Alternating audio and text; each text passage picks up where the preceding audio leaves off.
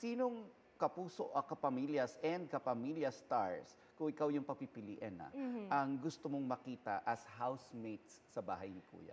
If you're gonna ask me, I feel like I wanna see, let's say, si Barbie. Si Barbie. Si Barbie. Like, we always see Barbie's primetime princess side as an actor, di ba?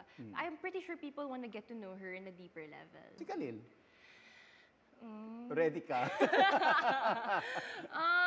Well, kung pinapatawag siya ni I'm sure si Kuya. Khalil ready. Kung pinapatawag siya ni Kuya, wala tayong ba? magagawa. Pero feeling ko game din yun. Ano yung advice mo sa kanya kung sakali? Kay Khalil, kung Oo, papapasukin as a siya. girlfriend, di ba? Behave. Or billing. Behave. Siguro, it's more of, kasi he's very introverted. Just talk to people.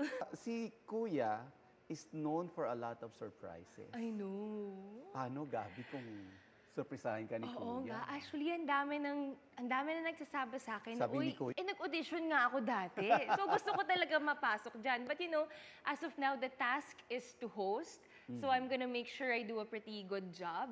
And let's see where this task takes me. I'm up for anything. I have a question here from Reddit, the subreddit na Kamuning Okay. Station. And sakaling makapasok ka sa bahay ni Kuya, sa tingin mo, bakit ka manonominate? Baka sa kaartehan ko.